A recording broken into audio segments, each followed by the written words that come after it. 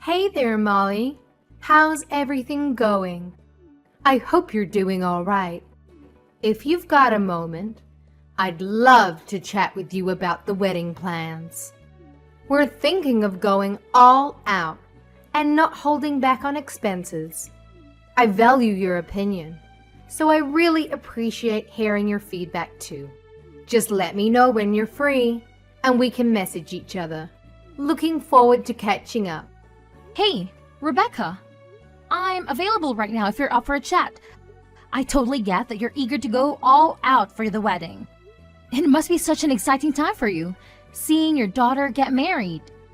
But I have something I need to share with you, and I hope you understand. Unfortunately, I don't think I'll be able to attend the wedding. There are some circumstances that had come up, and I won't be able to make it. I wanted to let you know as soon as possible. Oh my goodness. I am absolutely thrilled. Can you believe it? Both my darlings are finally tying the knot. Wait, what's this I'm hearing? You won't be able to make it? Oh no, sweetheart. That just won't do. We simply can't have a celebration without you. I feel so bad about this, but I've got this work thing coming up that exact week. The wedding is on June 25th, right? I gotta fly out on the 22nd and won't be back until July 3rd. I seriously wish I could be there, but this trip is unavoidable. By the way, I haven't broken the news to Tina yet, but I'll make sure to let her know the next time we catch up. But you must come. We absolutely need you there. A wedding is far more significant than work. Weddings are such a rare occasion in a person's lifetime. You can always reschedule your business trip for another time. I really want to say no to this trip, but it's my work and nobody else can cover for me. Plus, this trip is going to be a big deal for my career. I'm really sorry for the hassle. I wish things could be easier. Tina is your family, for crying out loud. She's your sister-in-law. You can't just brush her off like that. We absolutely require your presence. There's absolutely no way you can miss this. It's your responsibility to the family, plain and simple. Please, please tell me you're kidding. I can forgive a joke, but not this. I really wish it was a joke, believe me, but it's not. I can't change the dates of the trip. I feel awful that I can't be there and lend a hand, but I don't want to lie to you.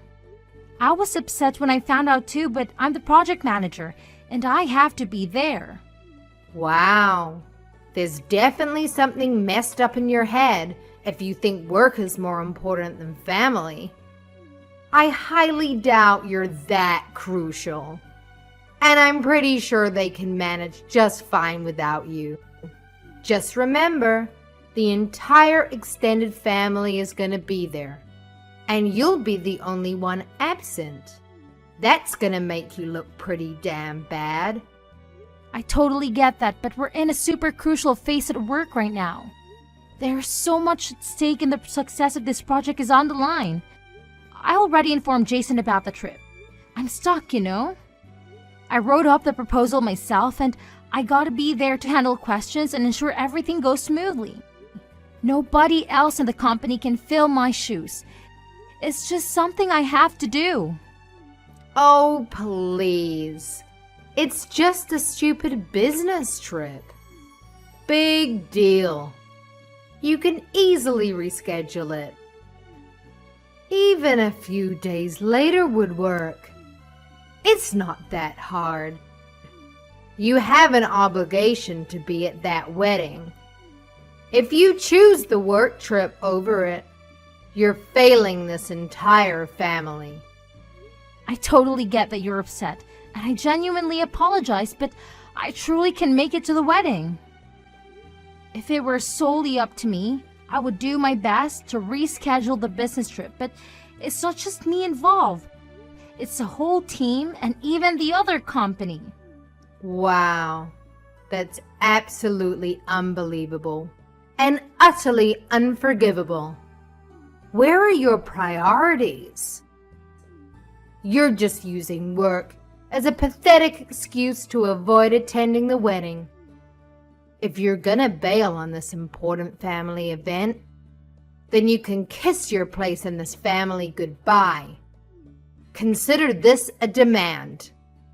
I want you and Jason to get divorced. Hey, I'm sorry, but don't you think you're going a bit overboard here? I understand you're upset, but it's not really your call to decide whether Jason and I should get a divorce or not. I have my own career in life too, you know. Obviously, I'm going to apologize to Tina. I'll have a chat with her about it. I really want to make it up to her and find another way to celebrate her wedding. I'm pretty sure she'll understand. Oh, please, make it up to her? Give me a break. There's no way anything you can do can make up for ditching her wedding. Do you really believe you can just throw money at all your problems and magically make them disappear? Ugh, give me a break. That's not my intention at all. I'm just not trying to throw money at the problem and call it a day. Could you please give me a chance to talk to Tina about it first? I'm sure we can find a way to work things out together. Oh, wow. You think you're so clever with your money, huh? Well, newsflash, there are plenty of things money can't buy. There's absolutely no need for you to talk to Tina about it. I'll handle it on her behalf. Is Tina not important to you? Do you even consider her part of your precious family? Clearly, she means nothing to you if you're skipping her wedding. If you're not gonna be there for her, then you're not family. It's as simple as that. Do us all a favor and divorce Jason already. Get the hell out of here. Why is divorce the only solution? Because it is. And you're just too dense to comprehend it. A woman who doesn't prioritize her family doesn't deserve to be a part of it. We sure as hell don't need someone like you polluting our family. We want you gone. And guess what? Jason is far better off without you too. Even if you say that it's really something for Jason and I to decide, not you. Oh, by the way, even though you won't be able to make it, you're still responsible for covering your share of the wedding expenses. Whoa! Wait a minute. My portion? Yes, of course. What are you talking about? I don't have any portion. Of course you care more about money than anything else. So that's the absolute minimum you can do. It's not like it'll make a dent in your precious wallet. You can easily afford it. In fact, you're gonna end up paying for most of it anyway. I'm sorry, but that doesn't really make any sense to me. It's Tina's wedding, not mine. I fail to understand why I should be responsible for covering the expenses. Well, it's pretty simple, Molly. You're so obsessed with work that you neglect your family, which clearly earns you a hefty paycheck. The least you could do is use that money to contribute to the family. Having a wealthy daughter-in-law who's always absent is utterly pointless if she won't even bother paying for anything. Well, Jason and I didn't get married for your benefit. And as much as I love Tina, I'm not responsible for her wedding. You joined this family through marriage, huh? Well, guess what? Your husband, my son, is the sole owner of the money you earn. And since his money is essentially my money too, I have the freedom to spend it however I please. It seems your primary value lies in your financial contributions, so naturally, you're responsible for footing the bills. Wow, I must say, your perspective seems quite outdated. I just can't wrap my head around it, honestly. Let me repeat myself though. This wedding is all about Tina, not me. It's not my duty to shoulder the financial burden. Of course, I'll definitely be giving her a thoughtful wedding gift, but I won't be the one paying for the entire event. Listen carefully, because this is the only thing I'm gonna say. Your sole responsibility is to provide money. Therefore, I demand that you deliver the full amount promptly. No excuses, no delays. I expect to receive the money in full, and I expect it soon. Wait, did Tina agree to this? Does she even know about this? Tina has specifically requested my assistance in covering the costs. And now I'm delegating this responsibility to you. If Tina were to approach you directly, she would be indebted to you, which could potentially strain your relationship with her. Therefore, it falls upon your shoulders to fit the bill on my behalf, and I expect no compromises when it comes to expenses. I demand nothing less than the most extravagant wedding that money can buy. So, you're saying that you want me to pay for it all? Yes, I guess that's how it turned out. There's no way I'm doing that. It's just not right. It's absolutely ridiculous. Just wait until I tell Jason what you're asking me. But Jason already knows, and he also agrees with me. What? He does? Listen up, you dimwit. Jason is my puppet, always ready to obey my every command without me having to utter a single word. Don't you dare forget that your money is as good as Jason's money. In fact, Jason's money is practically an extension of my own wealth. So let me make this crystal clear. I have the final say in how I choose to splurge my cash. Whether you like it or not, it's my money, and I'll do whatever the hell I want with it. Got it, moron? Are you sure Jason agrees to this nonsense? What do you mean, nonsense? When I speak, it's not just nonsense, my foolish daughter-in-law. I call the shots around here, and my word is law. So don't question it, all right? That's very unreasonable. Anyway, I'm going to talk to Jason and see what he thinks about this. Don't expect me to pay for anything. If you don't want a divorce, then you better pay for it. If you don't pay, then sign the divorce papers right now. You also better show up to the wedding and have your wedding gift ready. I have a business trip. I can make it. Why won't you understand that? Oh, spare me the excuses. Business trip. My butt. You're just using that as an excuse for a luxurious vacation while my daughter is having the biggest day of her life. If you're so loaded with cash, why don't you just hand it over to us? We could actually put it to good use, unlike your frivolous escapades. It's not a vacation. It's a work trip. I would rather go to Tina's wedding than this trip, believe me. But it can't be helped. I'm not paying for the wedding. I'm going to talk to Jason about your behavior. I suggest that you have to talk with him as well.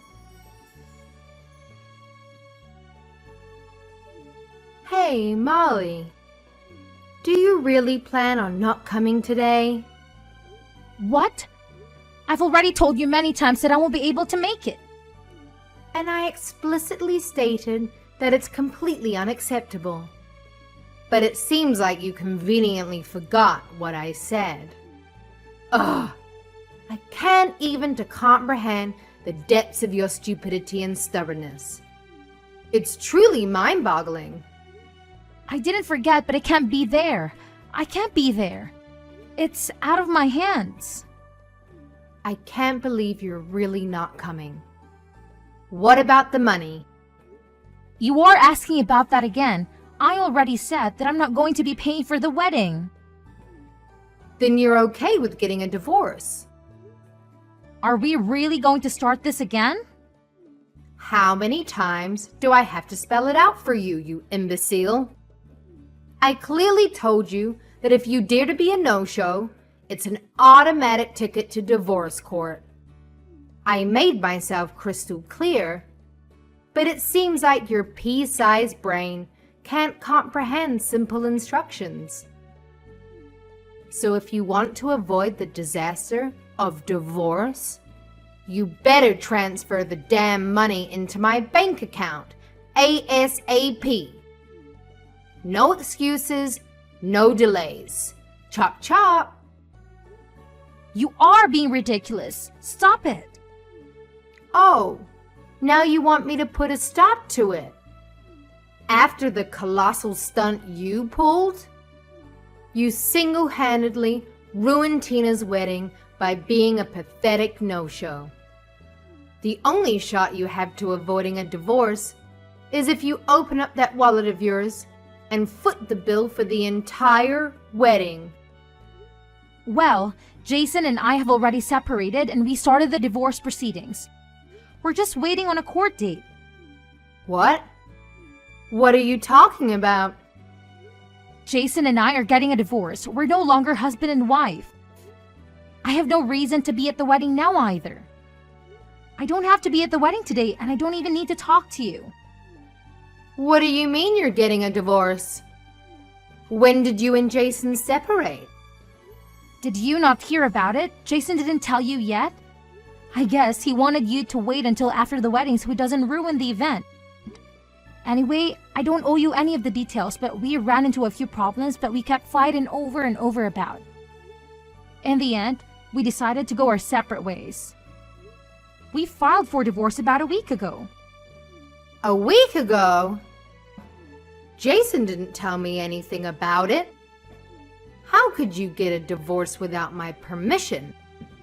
Who do you think you are anyway? You don't own us and we're both legal adults. We get to decide what we want to do. We don't need you to preside over or even be aware of any of our businesses. I am Jason's mother. You can't just decide to get a divorce on your own. You think you can do better than my boy? Well, you can't. He's perfect in every way. I regret letting you marry him. He's too good for the likes of you. Really? But you wanted me to divorce him so badly a minute ago. You told me to get it done a while ago and you repeated that just now. You got what you wished for. We are divorced. Aren't you happy that you got what you wanted? Your boy might be perfect in your eyes, but there are many things that he lacks as a husband. That wasn't part of the plan. I had everything worked out. Now, what are we going to do with the wedding expenses? You're still going to pay for them, right? What? I wasn't going to before and I'm definitely not going to do it now. Why not? You're still family until the divorce has been finalized. It doesn't matter. It was never my responsibility or intention to pay for the wedding. It makes no sense that I would have to pay for my sister-in-law's wedding. It's unheard of. You wanted an extravagant wedding, so you pay for it. Don't demand other people to pay for what you want. Pay your own bills, you parasite. You better watch that filthy mouth of yours before I shut it for you. Let's face it, You're the big shot with all the money, aren't you? You work tirelessly, sacrificing precious family time in pursuit of that almighty dollar. So the least you can do is spread some of that dough around. You selfish prick. I do work hard, but I'm still not your personal piggy bank. The money I make is mine. I get to spend it any way I see fit.